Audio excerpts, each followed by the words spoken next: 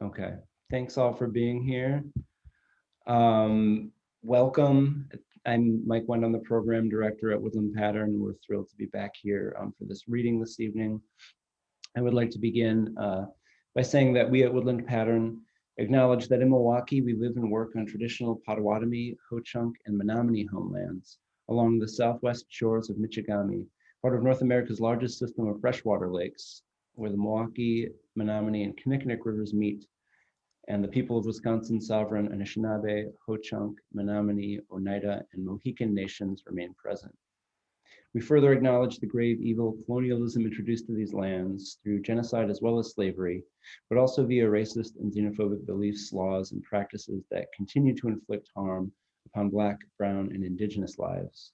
We honor those who have lived and do live now at these intersections of identity and experience and are committed to the active dismantling of white supremacy.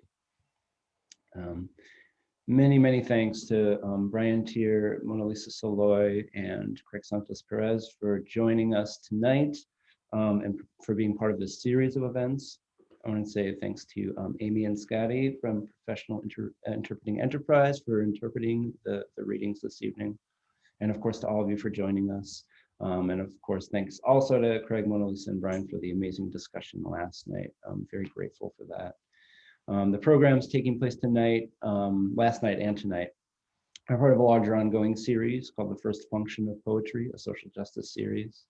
The series will continue on May 19th and 20th with a discussion and reading featuring Monica Sock, Maider Vang, and Dunya Mikhail.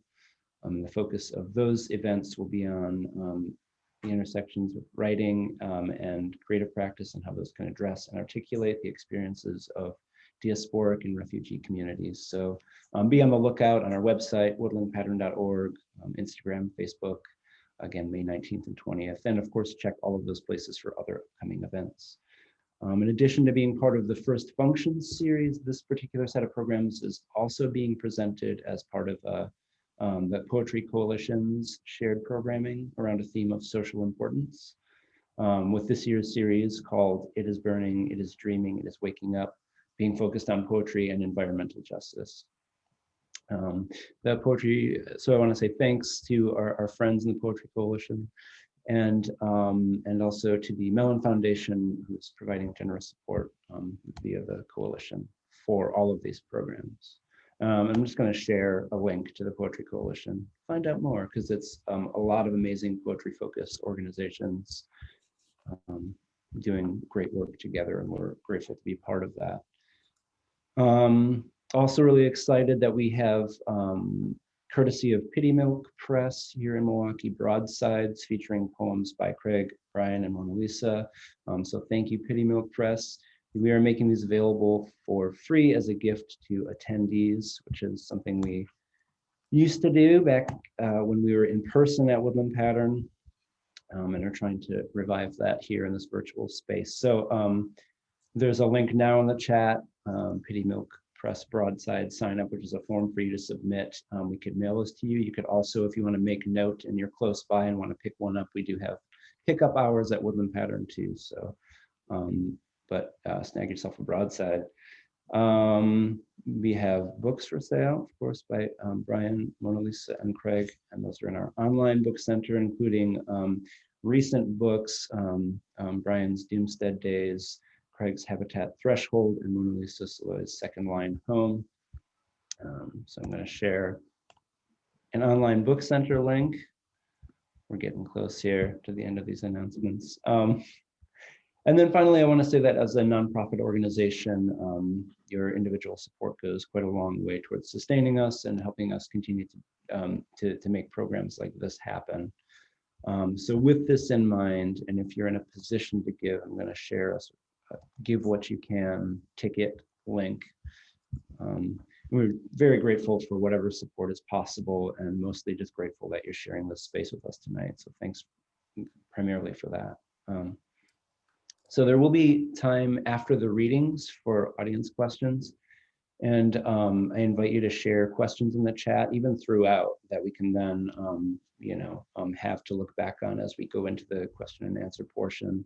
Likewise, please use the chat to show some love, appreciation, support for the poets as well.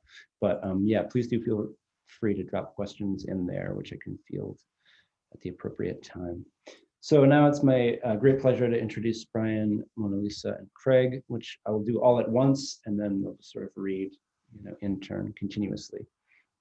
And I'll begin with a quote that acts as an epigraph to Craig Santos Perez's latest collection, Habitat Thresholds, and which itself comes from Donna J. Haraway's book, Staying with the Trouble, Making Kin in the Cthulhu Scene. Quote, "Staying with the trouble requires learning to be truly present, not as a vanishing pivot between awful or Edenic pasts and apocalyptic or salvific futures, but as moral critters entwined in myriad unfinished configurations of places, times, matters, meanings." End quote. Each of the writers joining us this evening stays with the trouble, faces it with tenderness, love, and fire. Each one excavates, to borrow from Brian Teare, their, quote, mind's archive of the disaster, weaving catalogs of catastrophe with dailiness, family and community, concerns at once local and global. Considering Brian Teare's ambulatory lyricism, embodied in ways at once individual and, quote, biospheric, and marked, as Gillian Connolly notes, by, quote, breathtaking leaps of narrative with lyric disjunction, grounded in a music that goes anywhere it wants, but never ceases to stay the course or soothe the ear. And Mona Lisa Saloy's impassioned songs of resilience and collective action, poems that are, according to Pearl Pleag, quote, as richly evocative as the late taste of homemade gumbo and the sound of a second line band, love songs to family and freedom and the magic of the city that continues to define her work and her life. Saloy reckons with injustice and disaster on a national scale while staying firmly rooted in and present with her community. And Craig Santos Perez's poems, at once fierce and tender, that see environmental catastrophe in both its expansiveness and its intimacy. A voice that tells us, quote, there's no half-life of sorrow when our children inherit this toxic legacy. As Melissa Tuckey notes of Habitat Threshold, quote, formally inventive, these poems read like ritual. The invitation is to come closer, to be with a troubled world. The steady accumulation of these poems will move you to action. There's a sense of openness and of relation and possibility that characterizes the work of these poets. It's what allows them to be present, to stay with the trouble, and to invite us to do the same, knowing that these scales of community, the local and the global, the personal and the public, are inextricably linked. And that this openness of language and thought can offer a necessary counter to, borrowing from Brian Teare, quote, the petty moral legalese peddled by these people who try to shame my love for the flesh of the world whose flesh I share. Teare goes on in a way that feels relevant to this whole program, quote, that is why I walk out of everywhere. That is why I write. It's an incredible pleasure to welcome, and reading in this order, Brian Teare, Mona Lisa Saloy, and Craig Santos Perez. Thank you.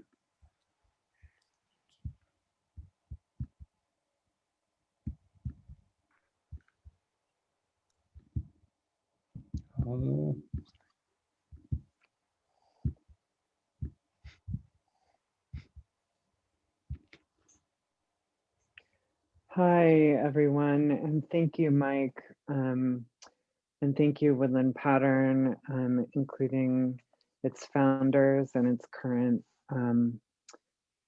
I don't even know the word, I don't have the right word, magicians who make it work, who make the magic of nonprofit life work. I really appreciate the labor that all of you do for us and for poetry.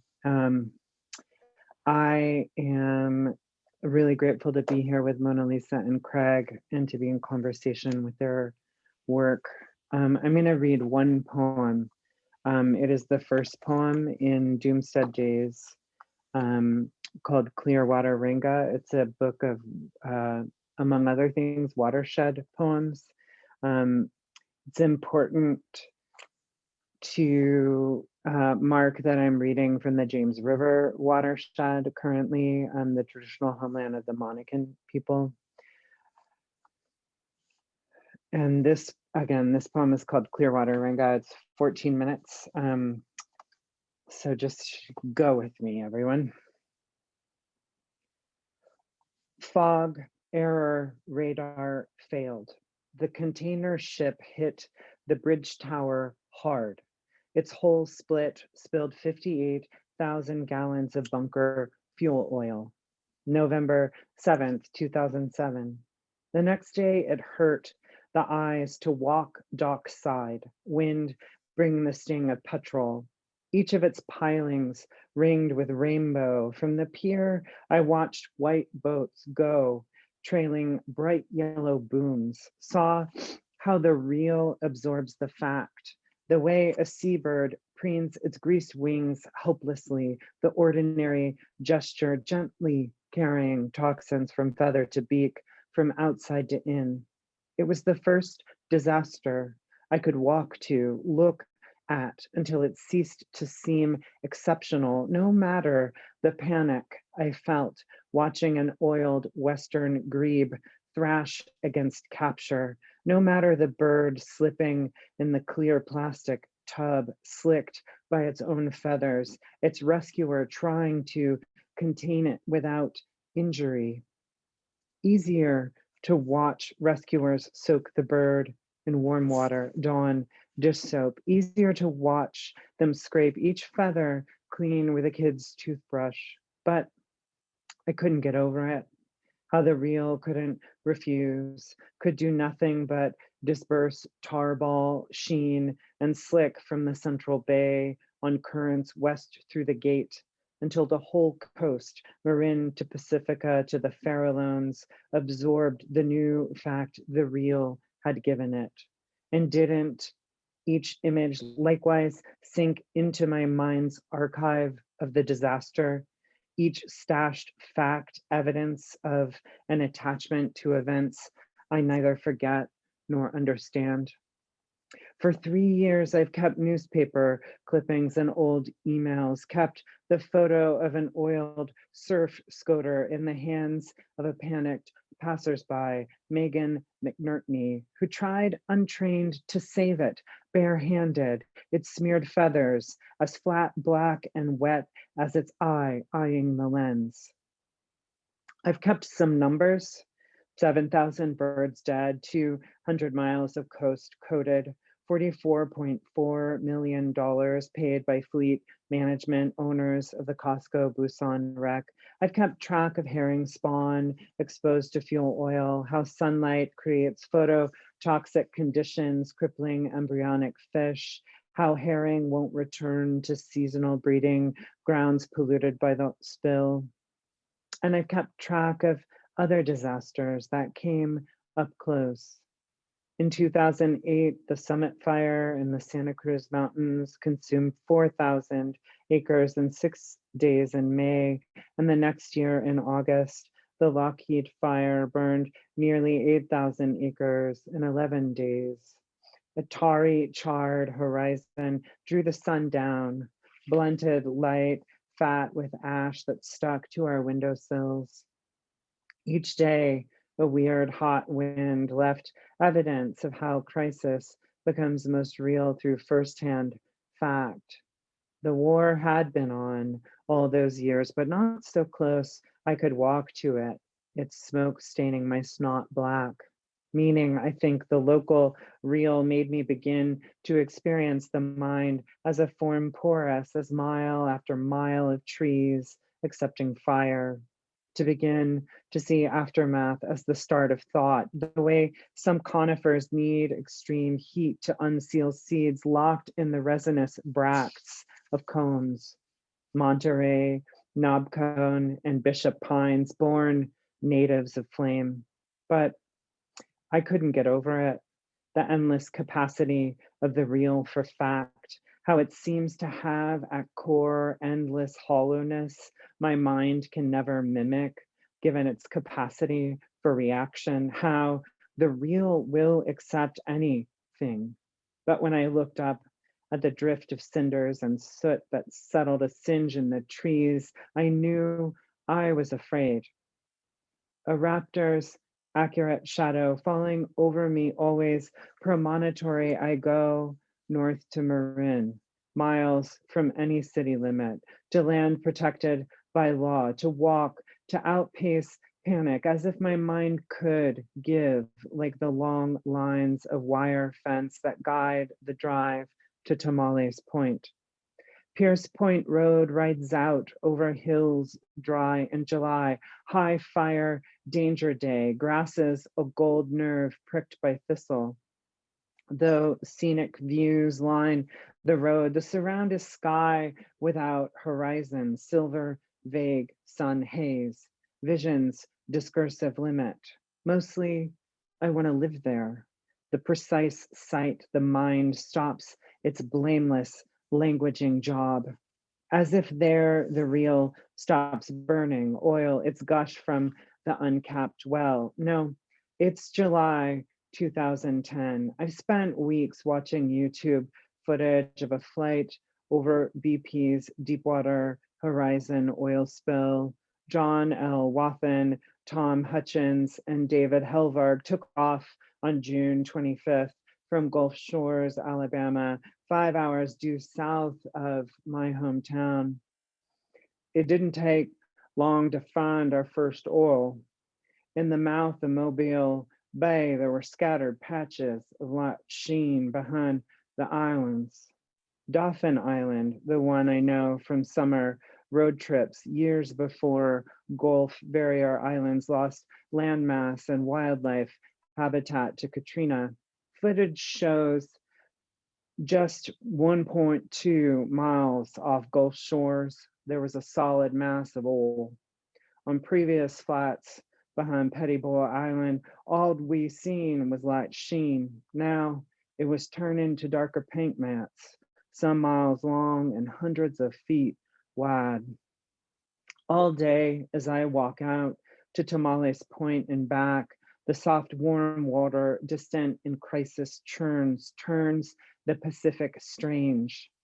A high white sun blinks the waves, whitecaps shatter with spindrift, and the burning Gulf keeps burning, water on fire, the purest endgame, obvious allegory like some Revelations plague, chapter 8, verse 10. After the first and second angels, what soul could watch the third bear its trumpet and not fear the imminent music, the song meant to call a star down to earth, to fall bitterness on a third of the rivers and the springs of the waters, and turn the waters to wormwood? I ask you, who could watch and forget the sour wells and fallow fields that follow industry where it follows us? I walk north and find Lupin opening its sweet furred purse of bees. To the east, where gusts rip through Windy Gap, hawks, wings rigid, ride zephyrs so fierce it takes strength to go nowhere. Here, the cobweb thistles winding a bobbin's worth of white silk through white-tipped spikes. But I can't forget to rewind the crisis, to pause the footage where the plane spots a pod of dolphins, their fins streaked with sheen. I can't forget Coast Guard planes have been sent over the coast at night to spray Corexit, a dispersant BP said would ease the cleanup, but instead bonds with the oil to create toxins that move through skin and rupture red blood cells, toxins that cause internal bleeding and indefinite headaches in oil cleanup crews and folks living near the spill. It even disrupts the life cycles of marine animals by dispersing the lipids in sperm, the toxins piggybacking on reproduction to turn life against itself. I can't forget how we've made a poison nature's second nature, how the real seems dependent on this fact. Everywhere we live, we destroy life. I could walk due north all my years and never not stand the way I stand on land Coast Miwok once camped on to fish Peak Salmon Run. Seasonal, cyclical, the tribe for centuries walked to shore, then walked back inland to hunt mule deer, centuries following sustenance through landscape. Settlers uncalendared that walking ritual, the hunts sacred to and fro. After displacement, European disease, slavery, and assimilation, few members of the tribe survived by 1880, when Pierce Point Ranch raised cattle for butter and cheese sold south to San Francisco. It challenges the white mind to look at this coast and think this is a ruin. Yellow bush lupin grows so thick I have to push through it toward the Pacific, light unfolding, flexed, open like a gold poppy. The Pierce family ranched until 40 years ago, after dairy cows raised on European feed, grass extirpated native coastal prairie plants, and the Thule elk who fed on them. After the ranch closed, its white barn quiet, the point became national seashore. A mile north of the upper ranch are long, fraught occupation flowers, non-native clover and rye grazed off trail by elk calves and their mothers, part of a 400 head herd whose progenitors were brought back to the point in the 70s, a herd monitored year round by park rangers housed on this land once traveled by Miwok, whose descendants live inland with southern Pomo on land the tribe's now federated Indians of Graton Rancheria bought and put in trust. Life, habitat, and ruin run recombinant and helical in hurt forms that keep life going and do not heal. Its pattern, the gist of a missive sent by my friend Martha, Southern Louisiana, June 10th. After some time home, it's clear.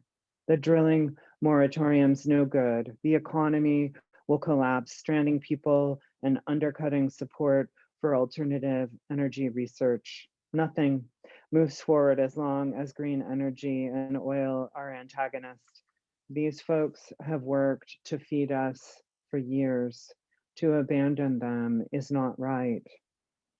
For years, I've walked as far as it takes to walk past thought into what might be called image, non-discursive. I spend hours so empty my mind's the ranch barn open both ends to wind, nothing but old hay stirring in the stalls. It used to seem indulgent to vanish outward into the texture of elk fur on the hills of White Gulch. Its two-toned velvet, gold, then brown against brighter, brittle grasses. But even then, I still dwell in the real, our occupation, the American goldfinch husking invasive thistle seed for feed, the large paradox writ small. Each image that replaces consciousness is the real, as temporary as any desire to do no harm here. The mind, a bishop pine splayed by wind during its long wait for fire, local to this coast and a native of the phenomenal world. Towards sunset, I stop, sit at the lower ranch pond, its worn shore scored with sedge and the hooves of elk. In such late light, its surface relaxes, pure reflection. I look, an elk steps forward from the sedge. It steps into the image of an elk who steps forward from the sedge and bends its head to drink from my mouth, and bends, and from my mouth drinks clear water.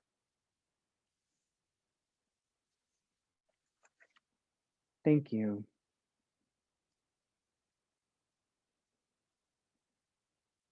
And thank you, Amy.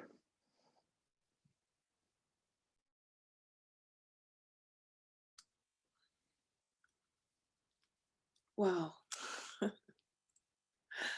Beautiful, beautiful, Brian. Beautiful, powerful. Thank you. Thank you. And thank you, Scotty.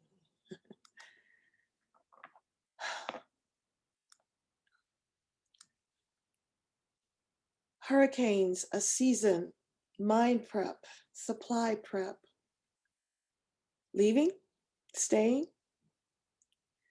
then the packing, the going, the angst, the arriving. Where would we go during COVID-19 or SARS-CoV-2 this year? Here are some poems of season past, some remembering all of that, living through it, trying to live past it. That never happens. Some recent. Disasters, natural disasters, rather climate disasters, should not be regular occurrences. Unavoidable as sneezing, listening, seeing. At least our pens can tell the tales.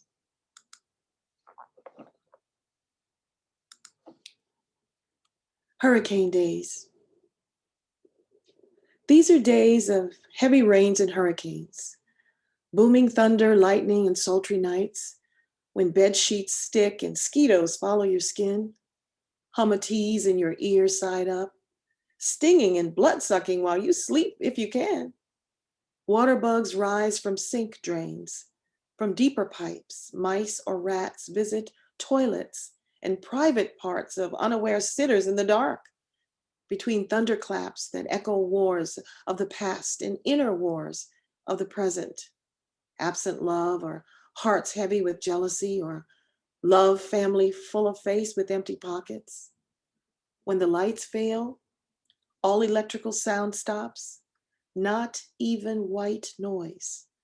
No birds yak, no dogs bark. We marvel at jagged light, 200 streaks across gray black skies, when the air cools and smells freshly washed in thunder showers, like bombs of water falling. We give thanks for such reminders. What's important? Being here.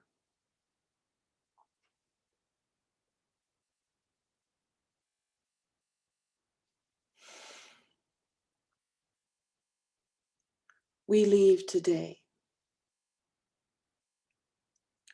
Today, a hurricane draws near. Radar draws a swirl, too wide, too close, too bold, like a fan over the mouth of the Gulf. Its face hidden by the lace pattern of clouds and storms. Folks told today it's time to fear the winds, and the waves will wash this city away, fold its buildings like bent cardboard. Don't stay, they say. If alone, there will be no one here to help. No phones will work. No water will be safe. Don't fret. Just pack a change of clothes. Return in 3 days when the hurricane inhabits another space. So we leave to drive, to sit and pray to Our Lady of Prompt Succor, our intercessor in such times of need. She's a miracle worker, a promise keeper, mother of our Savior. So we pray, drive, and sit on hold.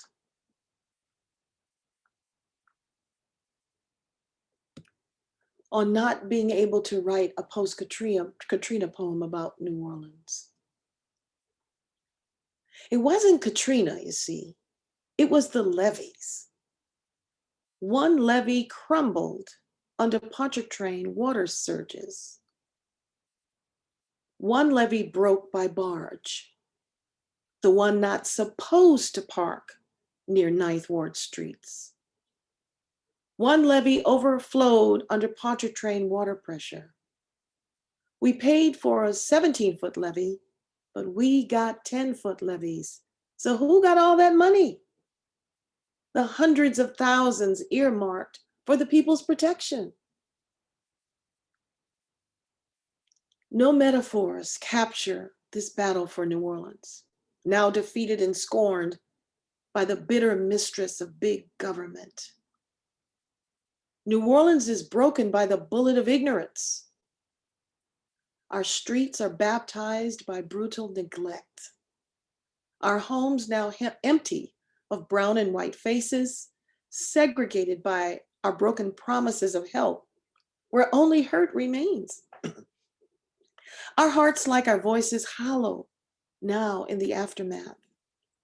Our eyes are scattered among TV images of our poor, who without cars cling to interstate ramps like buoys. Our young mothers starving, stealing diapers and bottles of baby food. Our families spread as ashes to wind after cremation.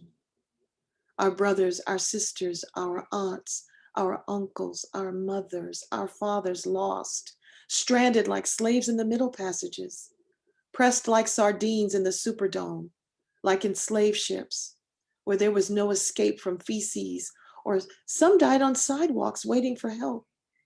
Some raped in the dome waiting for water and food. Some kids kidnapped like candy bars on unwatched shelves. Some beaten by shock and anger. Some homeless made helpless and hopeless by it all. Where is Benjamin Franklin when we need him? Did we not work hard, pay our taxes, vote our leaders into office? What happened to life, liberty, and the pursuit of the good? Oh, say, can you see us, America? Is our bright, burning disappointment visible 6 months later? Is all we get the baked-on sludge of putrid water, your empty promises? Where are you, America, boasted land of freedom and the brave?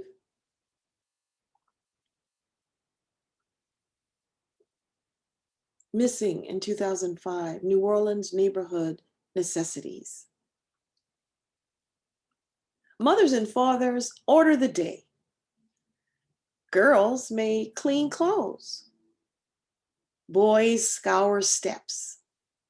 Aunts bake and send bread pudding out for tasty replies. Grandmothers guard knee babies. Grandfathers eye the progress of dovetail joints or the pouring of new pavement. Uncles spin their latest fast steps or 2 for a nickel tales. Here, history and culture paint our days in an endless fan stroke, schooled or street taught. The past sticks to us like sugar on beignets. Mondays, mothers slow cook red beans and rice. Fathers bring home hands hardened by knuckle-breaking work and handshakes. Grandmothers and grandfathers join weekend suppers and front porch rendezvous. Graceful sorrow songs lace the day, or early morning King Cole moves to afternoon rhythm and blues meter style. Heartfelt hints of love overcoming hurt. Even praise music is hip enough to hear daily. Nighttime Ibrahim melodies echo lifetimes of urban haunts. Bullett's Bar, the Parakeet, Winnie's Place, hanging on corners. Boys carry trumpets or tubas and belt tunes on the walk home. Girls or guys sing retooled Earth, Wind, and Fire, remix they call it, while waiting for the St. Bernard bus. St. Augustine's Marching 100 practices in Hardin Park after school, serenading the neighborhood with big band versions of Earth, Wind, and Fire's Never, never, my darling, never will be alone. Corpus Christi Epiphany or St. Raymond Church Choir's Belt Sunday ballads, peopled by parishioners who practice throughout the week. Neighborhood kids grow into choir directors and piano players or soloists on Sundays or Saturday vigil masses. Some sing at Baptist churches, Beecham Memorial or Fifth African Baptist, Mount Zion, African Methodist Episcopalian, and others where Saturday nights see them singing and making music in nightclubs across town. Social and pleasure clubs parade and hire bands to pour music into every street for free. Sidewalk audiences blossom and bloom while dancing behind step parades or second line bands, we call them. Such training ground is free-flowing like the humid air, heavy with sweat and elbow grease.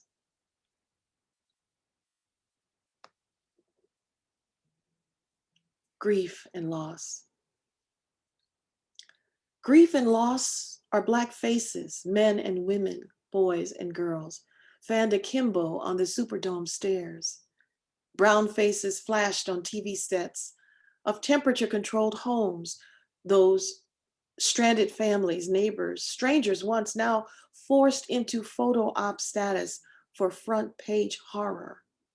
These Black faces, loss and grief, like thorns in America's flag, their points dulled by a democratic ideal out of reach. Grief and loss, Black faces still at war with American justice, just us, still thirsty for peace and a home. Meanwhile, back in America, New Orleans still lies broken. Had to take cold showers in November 2006, while water remains in the gas lines. Yet the bill is 4 times higher than before the flooding. Miss Millie's got no phone service yet. Home rentals roar many times higher too. The grass returns, but how can the folks? And then massive other hurricanes. Hurricane lessons, Isaac September and Sandy October. Disasters invite blame for local officials, government, ignoring geography. We met geography in 4th grade classes of elementary schools and rarely revisit until college if you're lucky. Then you learn of moraines and how the flow of ice leaves hills and valleys in their wake, how the old Grand Canyon, how old the Grand Canyon really is, and how any coastline is hurricane or typhoon hit list targets. Post-Katrina flooding was an unnatural disaster to a beautiful city below sea level. A city whose topography scoops are the neighborhoods making culture almost 4 centuries old and still warming the world with wonder. We hunkered down during Isaac, waked to thousands of dollars of wind damage and flooding.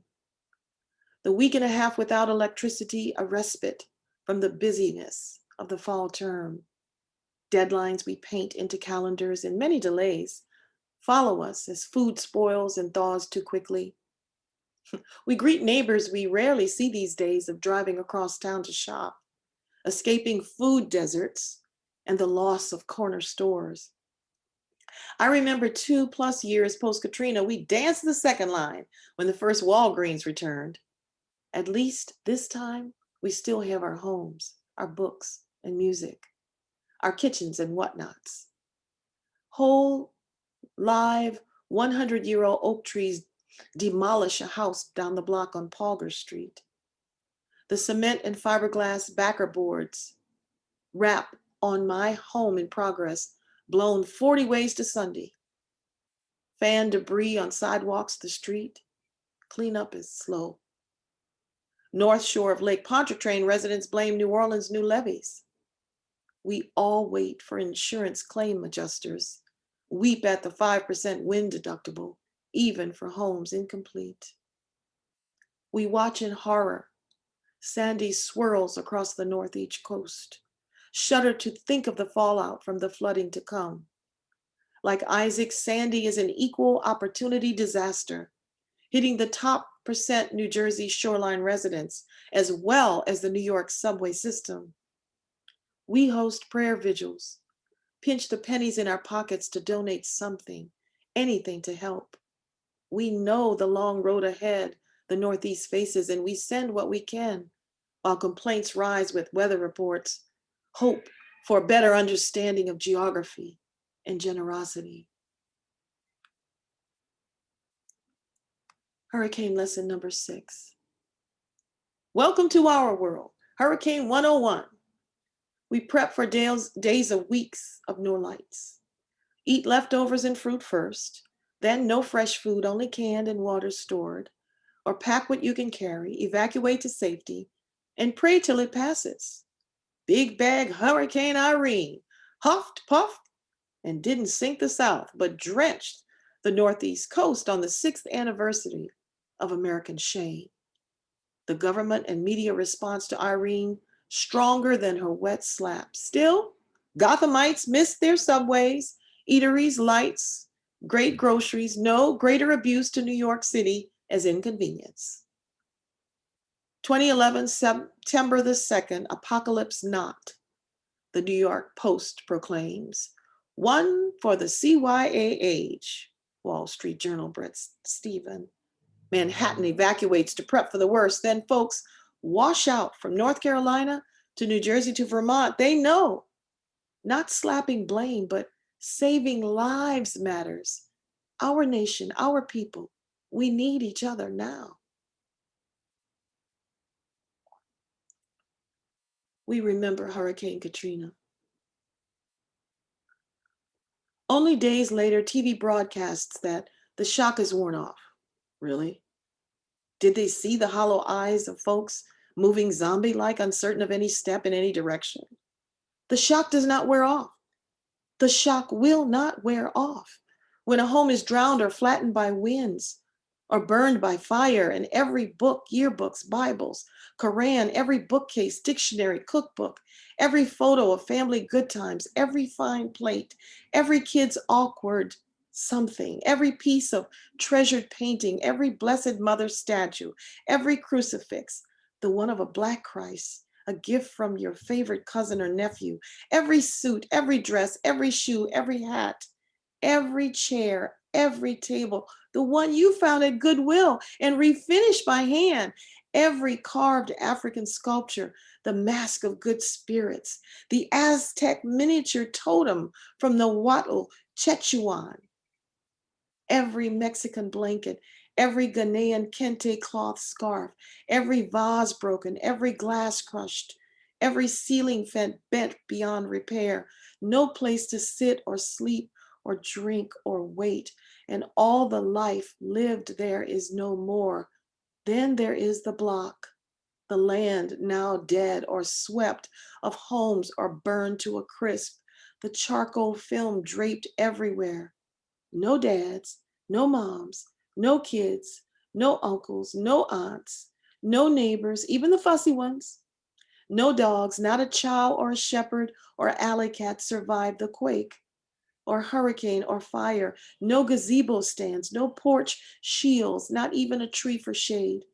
No begonia greets, no hydrangea laughs, no lily stands when a neighborhood is wiped away. Only the hunger for what was when life was here. And this is the final one. New Orleans post-disaster, 15 years, 7 months. Early March, breezy but bright blue sky. Sunlight touching every corner sidewalk, front porch. Eastward wake up to soft tweets above sleepy heads. Little brown bird, fat-bellied, no bigger than a sparrow, white-throated. A hermit rarely seen. Song, serenade, a thrush, a finch, no matter, but a mother, seeking that spot under the roof eave. Boards cracked in half, some fallen post-Katrina. Repaired good as new 3 springs ago, when the whole family of songbirds nested there, inside from the rain, winds, and carpenters hired to repair the long empty hole marring the house front porch overhang. Meeting iron trellises on each side, framing the red iron bench, red rust painted wooden doors. The mother sparrow returns each March, seeking baby songbirds still nesting. But squeaking baby birds, hungry, seeking mother's treats of seeds, a worm maybe? Songbird mom is like former neighbors, visiting the empty lots between toothless blocks of homes missing, some still standing or rebuilt. They come in between Mardi Gras madness or before French Quarter Festival. The neighborhood noised only by lawnmowers, kids battling balls at the park diamond or climbing the kaboom ladder trees with red and blue bars for hanging or curves for sliding. The neighbors nod a hey now, their heads low in memories of the spaces once filled with folks on their front porch. An elder or grandkids playing jacks, a red light on the sidewalk, all gone. Even the house long demolished to a space of lawn, just like Songbird Mom. They will never forget the smiling faces sucking crawfish heads in spicy joy, washing the porch of seafood smells with lye. Neighbors look one more time like the songbird, and by grace they keep on making a way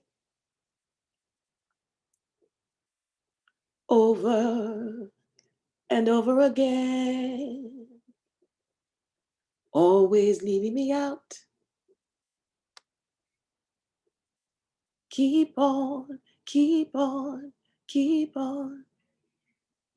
Thank you.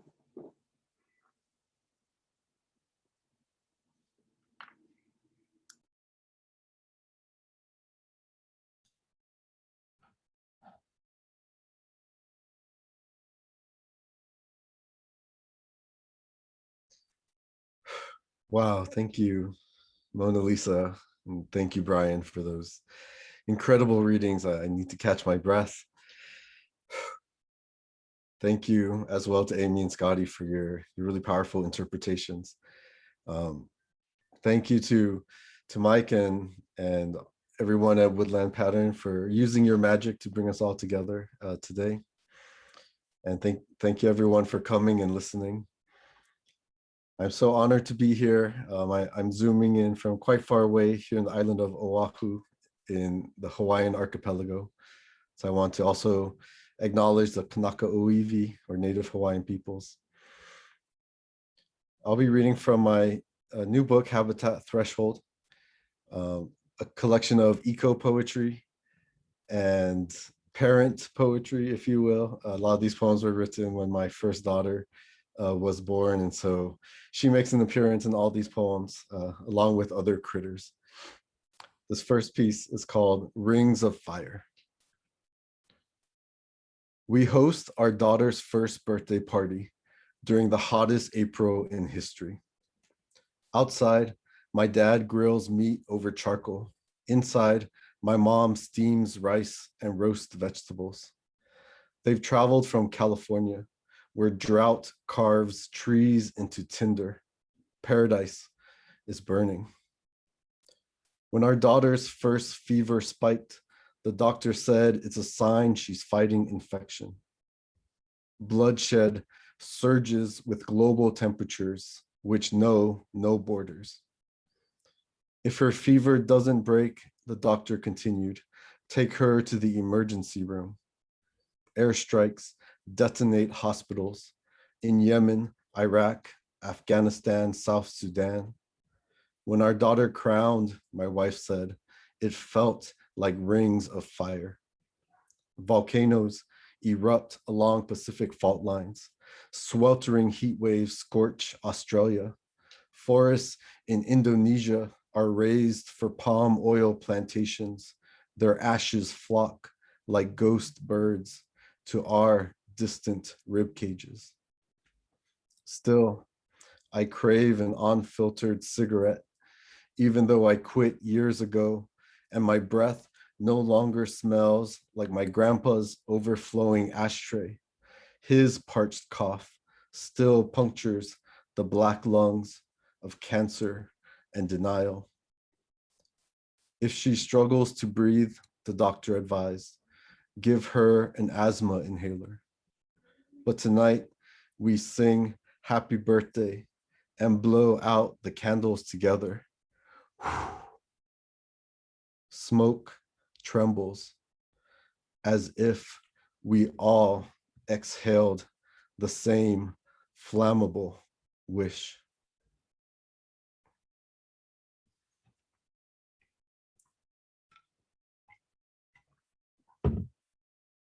The second poem is called Care, and it was written for World Refugee Day a couple years ago. Our daughter wakes from her nap and cries. I pick her up, press her against my chest and whisper, Daddy's here, Daddy's here. Here is the island of Oahu, 8,500 miles from Syria. But what if Pacific trade winds suddenly became flames and shrapnel indiscriminately barreling towards us? What if shadows cast upon our windows aren't plumeria tree branches, but soldiers and terrorists marching? Daddy's here, I whisper. Would we reach the Mediterranean in time? Am I strong enough to straighten my legs into a mast balanced with the pull and drift of the currents?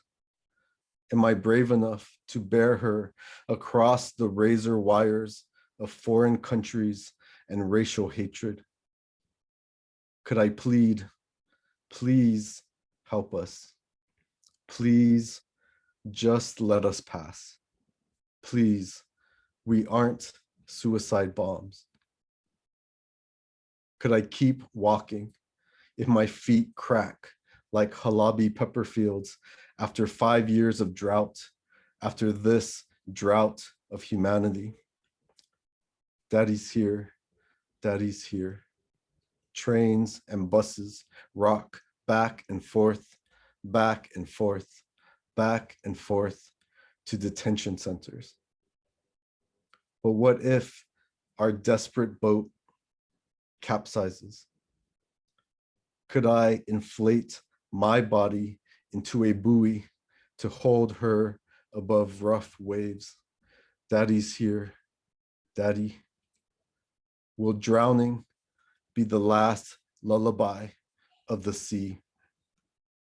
Or will we carry each other towards the horizon of care?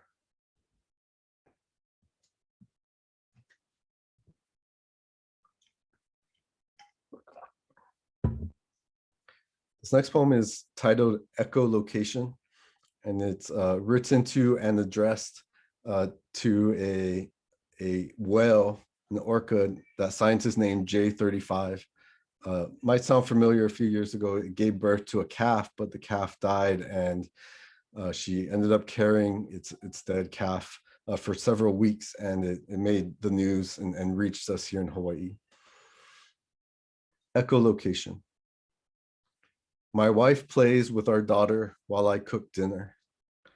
On the news, we watch you struggle to balance dead calf on your rostrum. Days pass. We drive our daughter to preschool and to the hospital for vaccinations. You carry your child's decomposing body 1,000 nautical miles until every wave is an elegy, until our planet is an open casket. How do you say sorry in your dialect of sonar, calls, and whistles? What is mourning but our shared echolocation? Today, you let go so her body could fall and feed others. Somehow, you keep swimming. We walk to the beach so our daughter can build sandcastles. May she grow in the wake of your resilience. May we always remember, love is our wildest oceanic instinct. There's a beautiful follow-up to that poem. Just a few months ago, the same whale gave birth to another calf who appears to be very healthy and swimming together with the pod.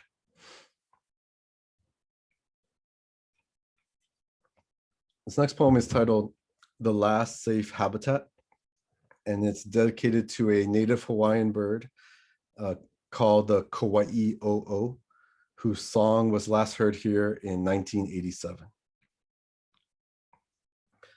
I don't want our daughter to know that Hawaii is the bird extinction capital of the world.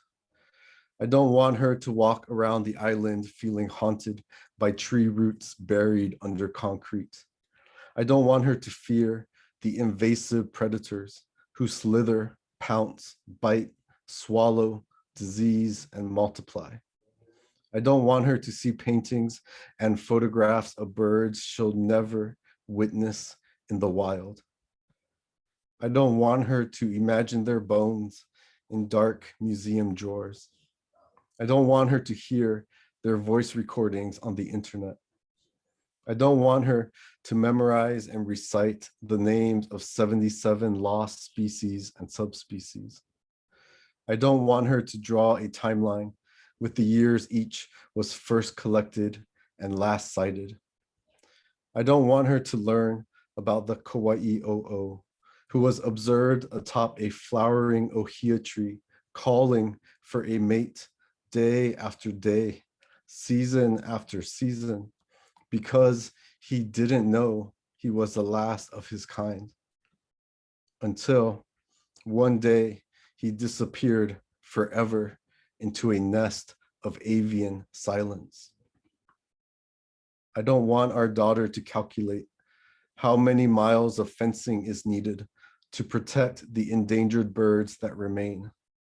I don't want her to realize the most serious causes of extinction can't be fenced out. I want to convince her that extinction is not the end. I want to convince her that extinction is just a migration to the last safe habitat on Earth.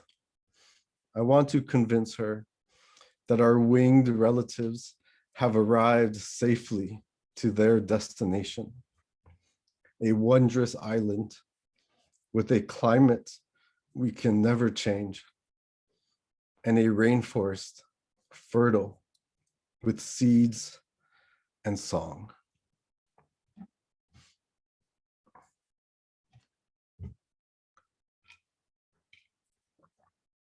My last poem is called Chanting the Waters, and it's dedicated to the Standing Rock tribe and water protectors around the world. This poem is a call and response poem. So I'm not sure if Mike can do this, but maybe you could spotlight me. And I want to invite anyone who's willing to unmute yourselves. And when I say the word say, I'm going to ask you to say water is life. And of course, if you're able, it would be great if you could sign water is life as well. And so let's practice one time. Say, water is life. beautiful. One more time. Say, Water is Water is life. because our bodies are 60% water. Because my wife labored for 24 hours through contracting waves. Because water breaks forth from shifting tectonic plates. Say, Water is life. Life. because amniotic fluid is 90% water. Because she breathed and breathed and breathed. Because our lungs are 80% water. Because our daughter crowned like a new island. Say, Water is life. Water is life. because we tell creation stories about water, because our language flows from water, because our words are islands writ on water, because it takes more than 3 gallons of water to make a single sheet of paper. Say, Water is life. Water is life. because water is the next oil, because 180,000 miles of US oil pipelines leak every day, because we wage war over gods and water and oil. Say, Water is life. Life. because our planet is 70% water, because only 3% of global water is fresh, because it takes 2 gallons of water to refine a gallon of gasoline, because it takes 20 gallons of water to make a pound of plastic, because the American water footprint is 2,000 gallons a day. Say, Water is life. Water is life.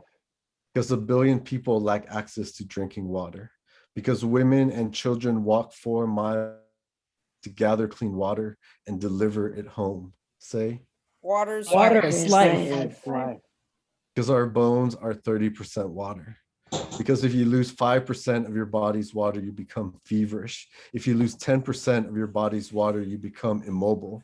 Because our bodies won't survive a week without water. Say, Water is life. Water is life. because corporations privatize, dam, and bottle our waters, because plantations divert our waters, because animal slaughterhouses consume our waters, because pesticides, chemicals, lead, and waste poison our waters. Say, Water is Water life. is life.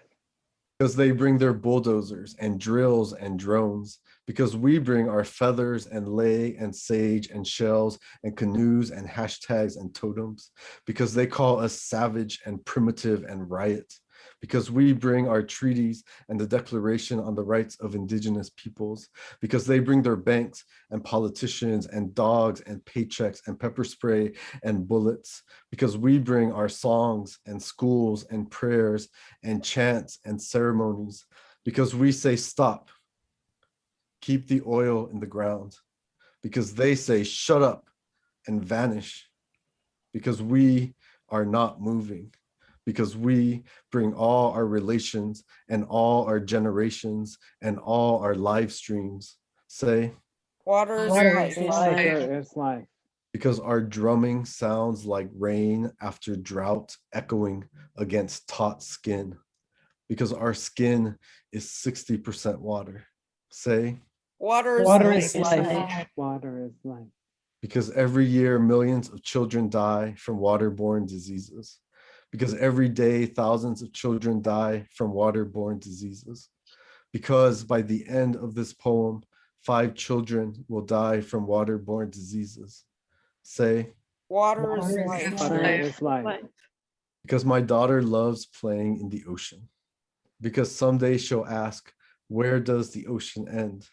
Because we'll point to the dilating horizon, because our eyes are 95% water, because we'll tell her ocean has no end, because sky and clouds lift ocean, because mountains embrace ocean into blessings of rain, because ocean, sky, rain fills aquifers and lakes, because ocean, sky, rain, lake flows into the Missouri River, because ocean, sky, rain, lake, river returns to the Pacific and connects us to our cousins at Standing Rock, because our blood is 90% water. Say, Water is Water life. is Life life. is life. because our hearts are 75% water, because I'll teach our daughter my people's word for water, Hanum, Hanum, Hanum. So the sound of water will always carry her home. Say, Water Water is is life. life. Water is life. say, Water is is life. Water life. is life. say. Water Water is is life. Water life. is life. Mahalo. Thank you, everybody. I loved hearing Oh. your voices. That was beautiful. Mahalo. Thank you.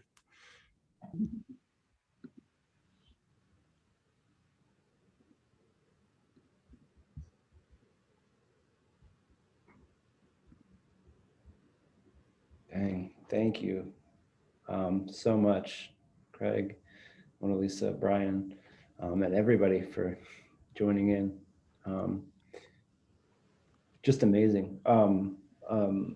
So now, if you're so inclined, I'd invite everyone to, if you have questions you might want to pose to any of the poets, please do so. I realize you may are likely still processing, right? So maybe I'll take this a moment now. We'll bring everybody on the virtual stage. And if you have questions, please put those in the chat. And we'd love to hear from you if you have anything. Thanks.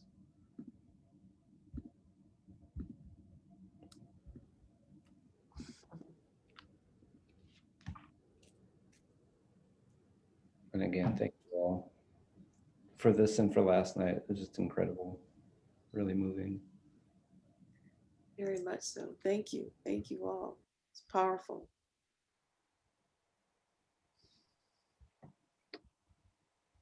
Anybody have any thoughts? Oh yeah, okay. From Jenny and Laura, Woodland Pattern, for all of you, as a poet, where do you feel your human body within your poems or positioned in scope relative to the observations you make in your poems to their subjects?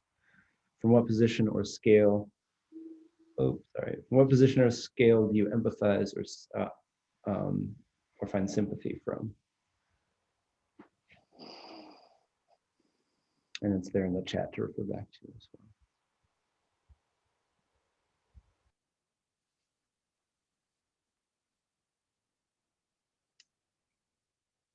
You know, a lot of the pretty much every poem in Doomstead Days I wrote on foot, or drafted the original poem on foot. And it was kind of an experiment for me in trying to be a mammal in somatic responsive relation to both in some instances, like in Clearwater Ringo catastrophe, but also to beautiful spaces, and also like to the elk, to a species I don't ordinarily encounter, and to kind of be alive to those encounters. And I had a certain kind of faith when I was writing that book, in trying to record an embodied response to catastrophe, or in other poems to in environmental racism and the kind of pollution of Philadelphia. And so I think, coming from my generation of queer writers who wrote in response to AIDS, who wrote in relationship to like women's liberation poetics, and to a kind of faith and embodied experience, I've always tried to do that, and thought that that was a way to bring readers into lived, so responsive relation to crisis and to bioregions that they're not familiar with, and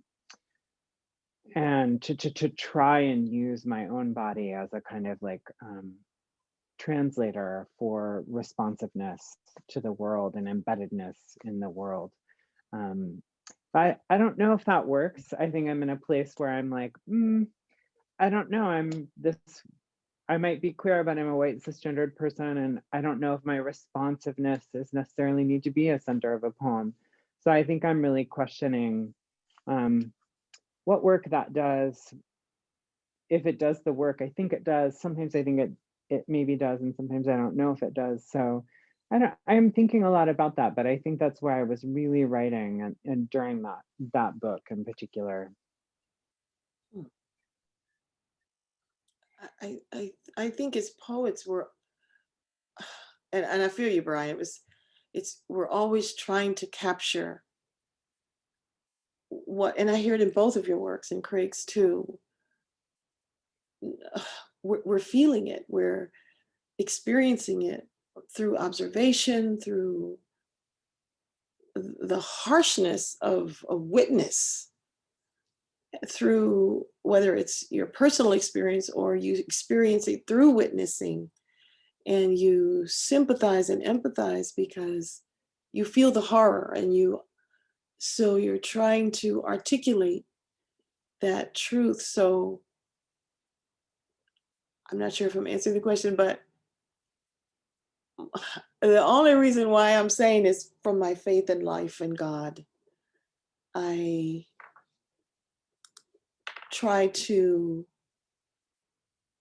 respect life in all forms, in that, and I even have greater respect for land now than I understand how fragile it is. I think a lot of my life, we just took it for granted. It was always going to be here.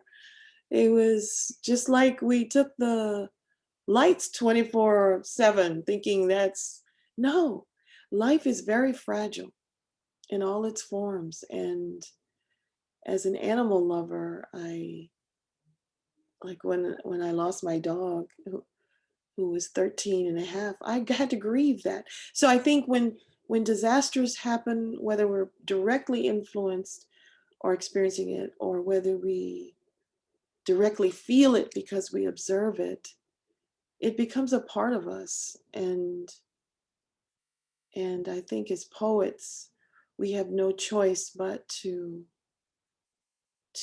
write that truth. And I don't know if I'm answering it all, but that's all I got.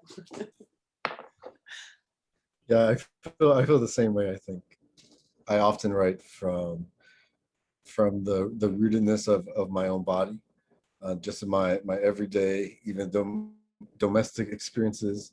You know, just trying to articulate what my body is feeling. Whether it's, holding my daughter against my chest, trying to put her back to sleep, or if it's driving around, taking her to school or to the hospital. And, also though, thinking about how my body is entangled within the environments I live in. And then to try to imagine my body, connected to another body. The poem I wrote about care was literally me thinking about what is it like to be one of, these fathers that are trying to carry their children to safety on boats, to escape war and also just to find a safe place. And so, that poem was trying to empathize in that way and thinking about, not only being my own body, but what is it like for other people in their bodies, and trying to bridge the gap of that difference between a self and an other, to, as I phrase in that poem, to kind of reach a horizon of care and to carry each other towards that horizon. So I think the body, as Brian and Melissa says, is so important.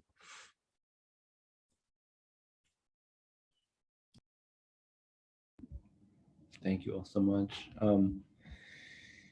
Yeah, and if anybody else has any questions, feel free to put those down there. We'd have time maybe for another one if there are. Otherwise, you may still be processing. I do appreciate this comment from Heidi too, and very much agree. I love how also love how the sort of poems that you've read are enacting the things that you talked about last night, right? So it's a nice movement between the two evenings. So I appreciate that comment and very much appreciate just you all doing that work. So thank you.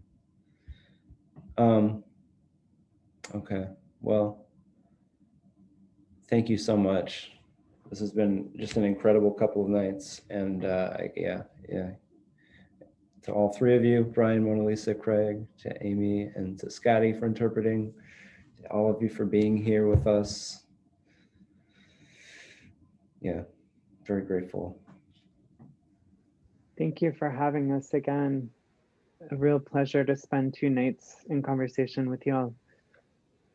Yeah, ditto. I loved it. It was very moving. And will the recordings be available at Woodlawn? Yeah, yes, they will, and I can I can share links with you too. But yeah, they'll be available on the website and on YouTube as well. So our YouTube. Okay. Yeah, I would like to link it from my website. Absolutely. Okay. Yeah, I'll be sure to let you know right away when Okay. those are up. Yeah. Thank you. Thank you both. It was such a pleasure to meet y'all, if only virtually, as was suggested. Yeah, thank you everybody so much. Yes, thank you. Thank you. Powerful. Thank you. And thank you for all for attending. Yeah. Good night, everybody, and hope to Take care. see you again here sometime soon and someday soon at Woodland Pattern. All right. Good night. All